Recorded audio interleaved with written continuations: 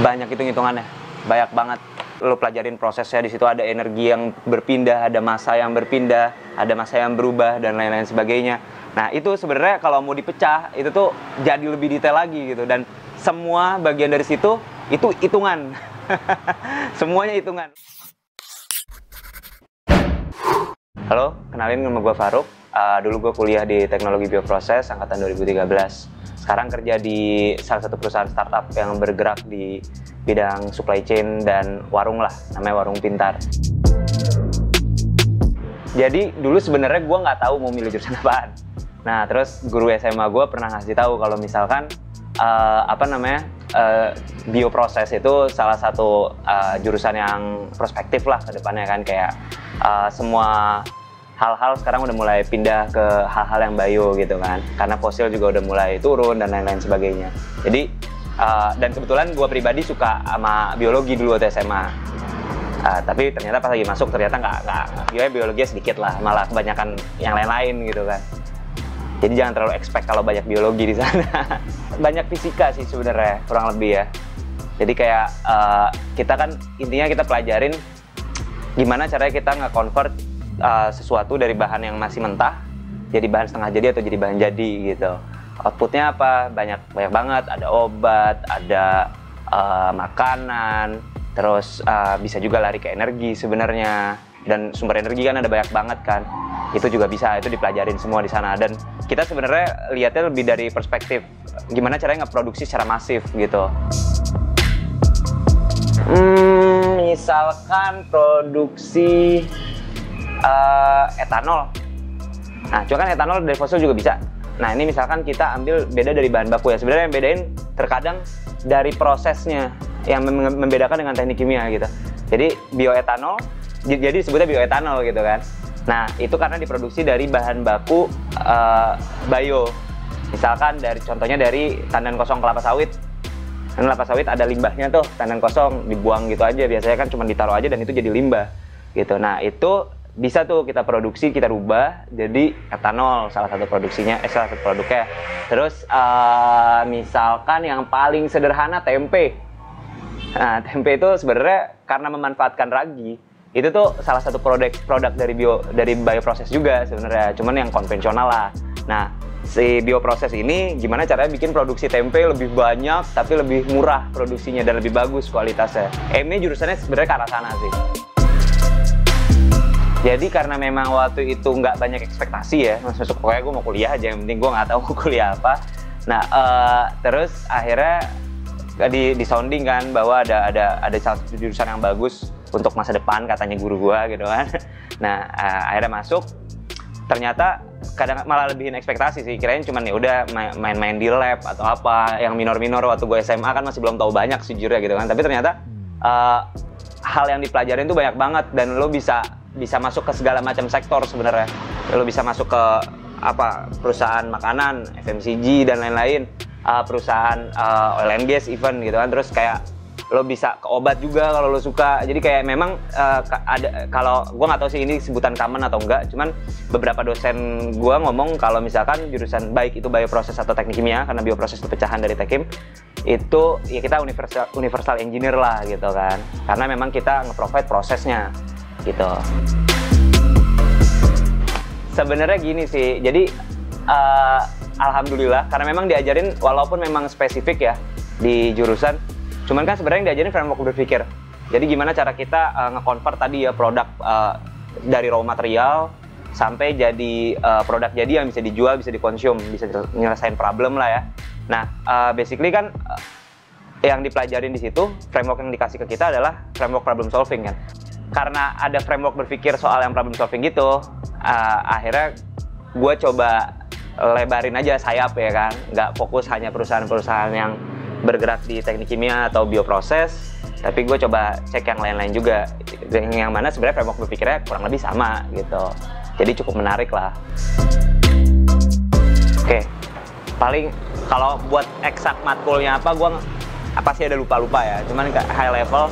Waktu maba belajarnya tentang mata kuliah dasar teknik aja ya, kayak kalkulus, apalagi namanya bahasa Inggris, apalagi kimia dasar, fisika dasar yang gitu-gitu. Pokoknya ya mata kuliah dasar lah ya. Itu tahun 1, tahun kedua, terus ada pengantar teknologi bioproses juga, biar kita tahu kan sebenarnya nanti bakal belajar apa selama 4 tahun. Terus tahun kedua, tahun ketiga tuh udah mulai dalam nih, belajarin tentang bioprosesnya itu sendiri. Kita belajarin tentang gimana caranya kita nge-convert energi dan massa, ya kan. Jadi misalkan dari bahan baku ini sampai jadi barang jadi, itu proses yang terjadi itu gimana aja. Misalkan sederhananya kayak kita masak telur gitu kan. Ketika kita masak telur, kita butuh panas berapa, sampai kira-kira berapa menit sampai dia menggumpal gitu kan. Terus sampai dia matang, kita mau bikin apa nih, setengah matang dan lain-lain. Itu kan banyak banget nih proses transfer energi dan massa, berubah kan masanya dari yang tadinya cair jadi mulai solid, ya kan. Nah, ada yang nguap mungkin. Nah, itu kita lihat tuh, karena kita kan M-nya kan gimana caranya bikin proses yang masif gitu. Kalau masak telur di satu kompor ya gampang gitu kan. Cuman gimana caranya kita masak yang banyak, apakah kompor harus ada banyak? Kalau misalnya kayak gitu kan otomatis kita bisa rugi dong, karena beli kompor satu cuman buat ngasilin satu telur kan nggak efisien gitu kan. Nah, dari situ ada lagi pelajaran yang lain yang cukup besar juga gitu. Gimana cara kita ngerancang alatnya, ngerancang kompornya lah sederhananya, ya kan, supaya bisa masak telur yang banyak ini gitu kan. Nah, itu juga nanti dari situ ketika kita rancang ada hitung-hitungan kan, ada costnya berapa, terus kira-kira kita mau jual berapa nanti ya ke pasar. Terus kayak di pasar ini sebenarnya butuh atau enggak sih. Nah, itu ada lagi mata kuliahnya, kita pelajarin secara generalnya. Itu kan kita ada matkul perancangan produk sama perancangan pabrik. Tapi sebelum itu kita belajarin dulu nih administrasinya, ada ekonomi teknik dan lain-lain sebagainya gitu. Nah, yang paling akhir tuh yang biasanya anak-anak jurusan teknologi bioproses atau teknik kimia hektik. Nah, itu 2 mata kuliah paling gede tadi tuh. Itu ada di tahun ketiga, tahun keempat, gue rada lupa ya. Nah, itu perancangan produk sama perancangan pabrik, ya kan. Kalau produk ya udah kita define kan. Di sini sebenarnya menarik sih mata kuliah ini, tapi ya memang susah kan. Biasanya projectnya bisa sampai 1 semester gitu. Kayak lo benar-benar define problem di market tuh apa, ya kan. Di situ kita dikasih approach-nya. Terus setelah lo dapet problemnya apa, lo cari kan kira-kira solusi yang memungkinkan itu apa. Nah, nanti dari situ ketika kita udah dapat, oh nih kayak butuh A.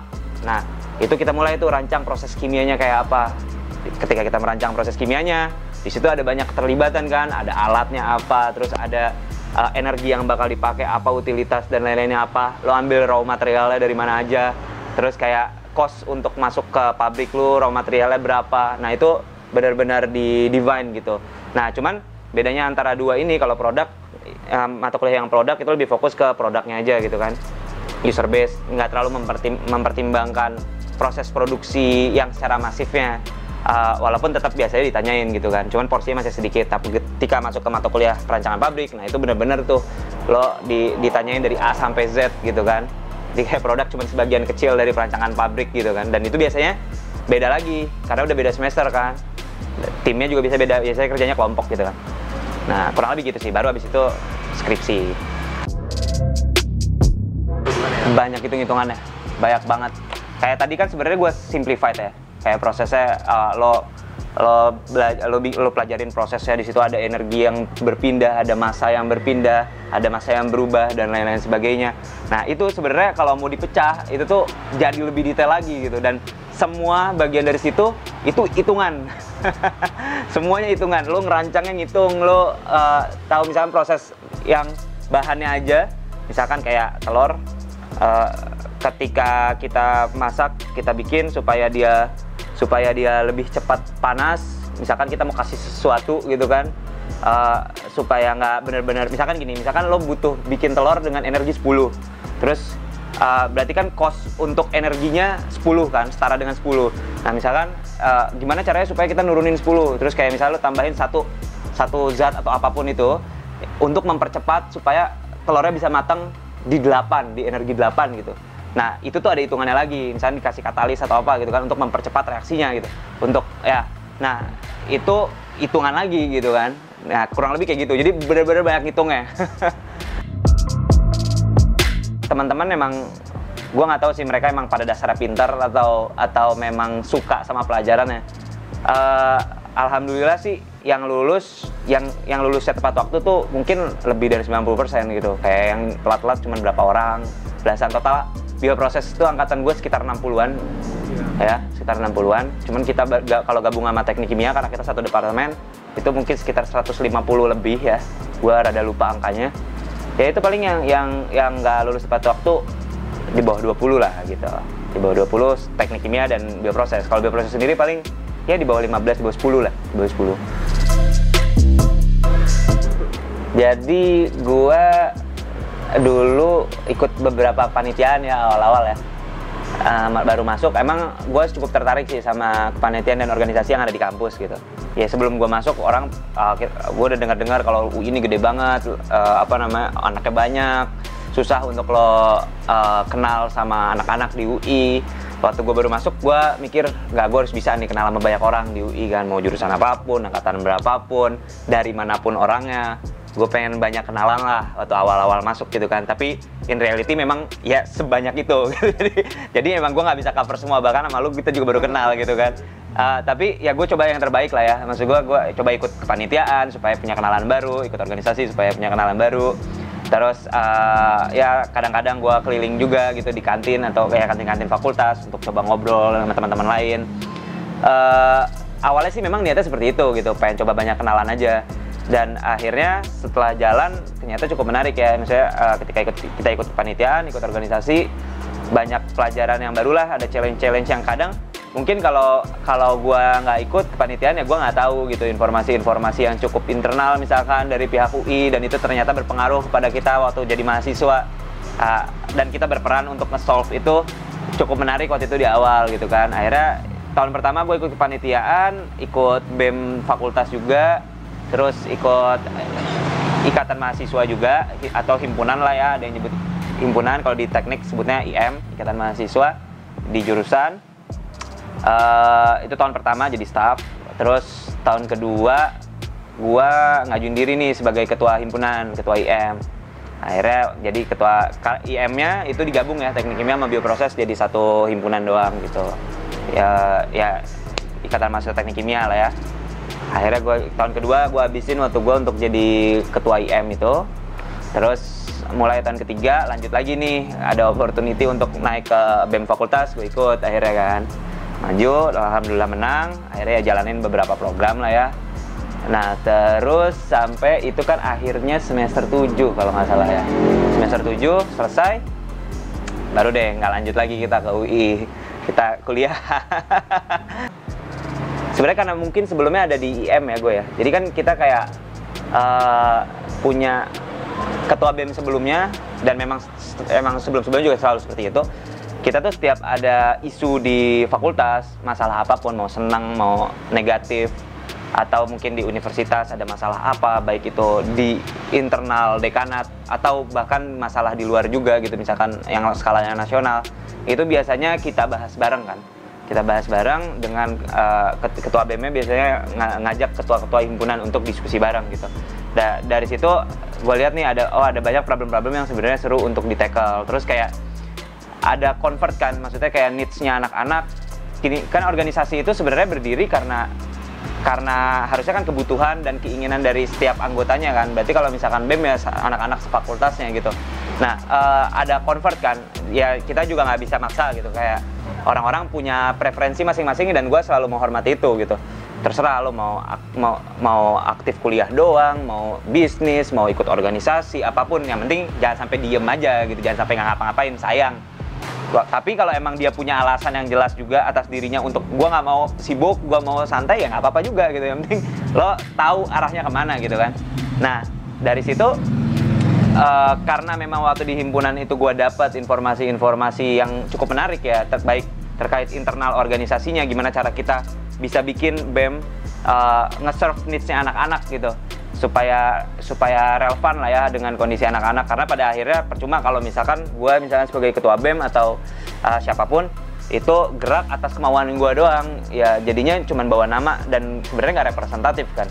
Nah jadi sebenarnya serunya adalah gimana caranya nge-treat ke bawah, ke anggota, dan keluar juga gitu. Nah karena ada kasus itu, makanya gue cukup tertarik nih untuk coba dalemin nih ke dunia BEM ini kan, ke dunia kemahasiswaan lah. Terus ya udah, akhirnya dari situ kita discuss, akhirnya dapatlah kira-kira gambaran tahun depan nih mau ngapain kalau di BEM. Nah, baiknya ngapain di BEM, waktu itu belum kepikiran untuk maju juga gitu kan. Terus akhirnya ngobrol-ngobrol sama teman-teman, akhirnya teman-teman nyaranin untuk ya udah kita coba aja maju siapapun. Awalnya ya udah anggota aja, kelompokan siapapun yang maju, yang penting kita discuss bareng gitu. Terus sampai akhirnya mungkin karena gue juga sebelumnya ketua IM dan gue juga senang bergaul lah ya sama teman-teman gitu kan. Kagak ngelihat mau dia dari jurusan apa, mau dia hobinya apa, terserah, ya, ngobrol-ngobrol aja, temenan aja kan. Nah, akhirnya banyak kenalan dan lain-lain, akhirnya majulah. Kalau misalkan emang masuk bioproses atau teknik kimia, itu kan kayak luas banget ya, bidang yang bisa lo hadapin gitu. Nah, dan memang nggak easy gitu kuliah di dua jurusan ini, di bioproses ataupun teknik kimia. Nah, yang pasti yang perlu diingat, dan kayaknya kasus yang ngalamin ini bukan gue doang gitu. Ketika lo memilih bioproses, jangan expect bahwa lo akan pelajarin biologi banyak gitu. Ya ada pelajaran biologi cuma sedikit. Dan jangan expect kalau misalkan lo masuk bioproses terus menghindar dari hitung-hitungan nih. Wah, itu hitung-hitungan bakal banyak banget. Nah, itu yang harus diingat sih. Tapi coba ini framework berpikirnya di jurusan bioproses ataupun teknik kimia itu bagus banget sih. Dan kayak kalau bisa jangan bikin pikiran lo sempit hanya di ranah bioproses untuk menggunakan approach problem solving yang diajarin di kampus gitu. Kayak itu bisa sebenarnya dipakai buat case apapun gitu. Dan secara umum sekarang gue kan nggak di bioproses ya kuliahnya, dan framework berpikirnya tuh ya kepake aja gitu. Jadi kayak coba eksplor lebih dalam aja pas lagi belajar gitu kan, cara berpikirnya kayak apa, terus detail-detail yang harus diperhatikan apa, itu kayaknya penting banget untuk benar-benar dipahamin gitu, dibanding lo cuman pelajarin satu kuliah untuk ngincar nilai doang. Gampang lah, dapet nilai itu gampang sebenarnya kan, ini banyak cara gitu kan. Tapi ya sayang aja kalau udah kuliah berat-berat 4 tahun misalkan, terus kayak lo cuma dapet nilainya kayak gitu sih.